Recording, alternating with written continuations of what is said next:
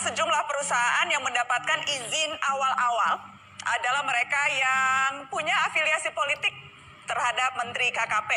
Bahkan juga ada pengusaha yang pernah jadi penyelundup juga dapat izin untuk ekspor. Saya ingin lempar ke ICW, Tama, apa yang saya tahu ICW menyoroti kasus ini juga, dan ketika perusahaan-perusahaan itu muncul, ada afiliasinya dengan Partai Gerindra, partai yang kebetulan menempatkan kadernya sebagai Menteri KKP, sempat ada suara-suara ini harus diselidiki. Ini bau-baunya amis nih. Bagaimana? Begini mungkin, karena mungkin saya akan berangkat dari keluhan dari pengusaha ya, artinya pengusaha yang seperti Bang Fahri ini kan nggak cuma satu, ada banyak. Artinya ada mereka-mereka yang kemudian juga menyampaikan keluhannya kepada ICW.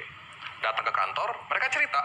Artinya mereka bilang, kita sudah penuhi itu persyaratan. Dari mulai tadi yang disebut soal budidaya, disebut soal misalnya ada keramba ikannya, kemudian ada pelepasan liaran dan lain sebagainya. Tapi tidak dapat izin? Tapi nggak dapat izin. Nah, yang seperti ini kan juga punya keluhan. Artinya apa? Ketika yang dapat izin justru perusahaan-perusahaan baru. Pertanyaan selanjutnya, ada perusahaan baru yang dengan mudahnya misalnya bisa mendapatkan izin. Nah ini kan konteks yang kemudian bertolak belakang.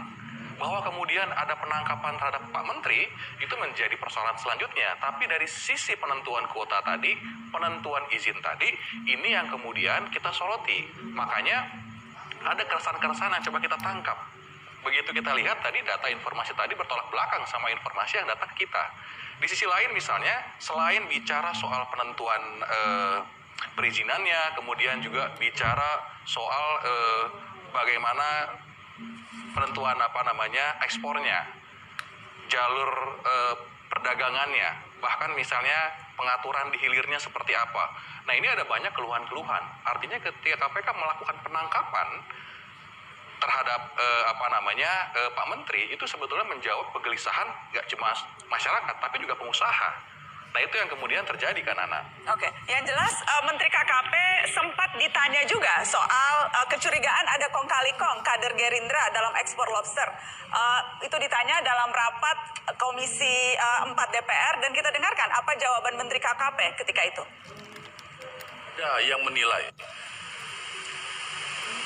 Ada orang Gerindra, kebetulan saya orang Gerindra, tidak masalah. Saya siap dikritik tentang itu. Tapi coba hitung berapa yang diceritakan itu. Mungkin tidak lebih dari 5 orang atau 2 orang yang saya kenal. Tapi sisanya yang 26 itu, 24 orang lagi siapa itu? Itu semua orang Indonesia. Kebetulan salah satu dari 26 itu ada orang Gerindra. Dan saya juga nggak bisa komunikasi setiap saat. Yang memutuskan juga bukan saya, tim.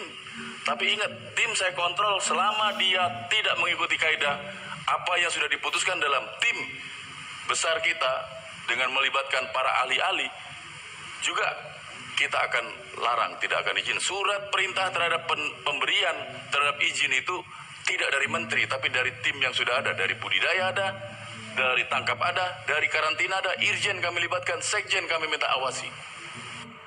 Iya, surat pemberian izin tidak dari menteri tapi dari tim yang sudah ada, dan memang KKP membentuk tim untuk meneliti due diligence perizinan usaha perikanan budidaya lobster. Kami mendapatkan daftar nama tim yang ditunjuk oleh Menteri KKP, dan ketuanya, kita akan lihat, ketuanya adalah staf khusus Menteri Edi Prabowo yang bernama Andrew Misau Pribadi, yang kemudian namanya disebut-sebut menjadi perancang di balik pengaturan teknis berbagai ekspor benih lobster ini. Itu yang paling atas namanya, teman-teman, saya ingin tunjukkan ke Anda, Andrew, staf khusus Menteri KKP. Bang Fahri Hamzah, Anda kenal dengan Andrew ini? Kenal. Kenal. Dia yang mimpin rapat untuk verifikasi. Sebelumnya sudah kenal atau karena proses seleksi perusahaan? Sama sekali nggak kenal. Sebelumnya tidak kenal. Jadi kenalnya karena memang Ya dia pejabat. proses dalam proses seleksi perusahaan ekspor Ya, ini. dia pejabat. Oke, Tama, Ya. apa saja temuan ICW atau apa saja yang ICW dapatkan soal bagaimana kemudian cara kerja untuk menentukan perusahaan yang dapat izin ekspor? Ya, kita belum mendapatkan secara detail ya bagaimana kemudian tahapan-tahapannya. Tetapi kan kemudian yang kita mau coba lihat ketika ada misalnya nama-nama politisi, kemudian perusahaannya itu rata-rata baru, tapi izin sudah keluar. Padahal secara persyaratan ada banyak yang perlu dipenuhi. Oke. Nah di sisi lain ada pengusaha yang memang dia di situ bidangnya sudah memenuhi dan lain sebagainya, tapi nggak keluar izin. Yang kita mau garis bawahi adalah dari perusahaan tersebut kan kita kenal istilah yang namanya beneficial ownership-nya. Siapa sih yang penerima manfaatnya? Nah, ini yang kemudian juga harus kita lihat. Jadi ketika kemudian dia ngambil keputusan, mengambil sebuah penentuan, kita harus clear dulu bahwa ini ada nggak terlibat dengan konflik kepentingan. Nah, yang kita kemudian lihat kan itu yang terjadi, sehingga ada keluhan dari masyarakat begitu. Kang Deddy, Anda Wakil Ketua Komisi 4 DPR, Anda sejak awal saya tahu menentang nih ekspor lobster ini. Ketika terjadi kasus nih, menterinya ditangkap KPK, Anda terkaget-kaget atau sudah biasa atau sudah memperkirakan atau apa? Iya, biasa saja lah. Di Indonesia ini kan segala kemungkinan akan terjadi, gitu. Jadi kita tidak terlalu kaget dengan berbagai persoalan yang terjadi termasuk hari ini karena Indonesia kan apa saja bisa terjadi. Tetapi sejak awal saya sampaikan bahwa tidak logis kita melakukan ekspor baby lobster. Buktinya Bang Fahri aja rugi. Kan ruginya jadi rugi 2 kali. Sudah Bang Fahrinya rugi, sudah negaranya rugi. Kan ngapain kita melakukan sesuatu ekspor yang merugikan banyak orang? Oke, Kang Deddy, sebelum kita masuk ke soal itu, rugi untungnya untuk ekspor benih ini, proses penentuan perusahaan yang mendapatkan izin itu juga Anda soroti? Saya tidak bicara persoalan teknis pengelolaan ekspor benih lobster itu. Karena kan sudah sejak awal saya tidak setuju. Kalau tidak setuju kan saya tidak akan lagi mempersoalkan siapa pemenangnya, siapa pengelolanya, siapa yang diuntungkan. Karena bagi saya apapun yang dilakukan itu merugikan negara.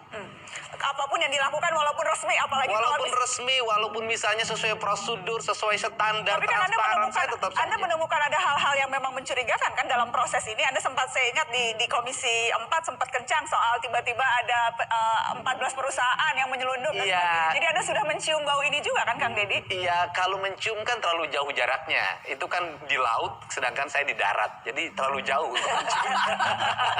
Tetapi bahwa karena bahkan di Komisi 4 dari saja pun sisi ditanya proses kan kita lihat misalnya pada rapat 22 September. Kan kita cukup juga kagetnya 2 sebenarnya. Yang pertama bahwa ekspor baby lobster itu untuk menekan penyelundupan. Tapi faktanya penyelundupan tetap terjadi.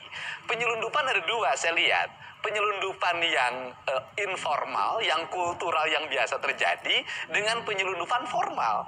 Penyelundupan formal itu adalah seperti yang dilakukan oleh 14 perusahaan itu. Dokumen jumlahnya sekian, barang yang dikirimnya sekian.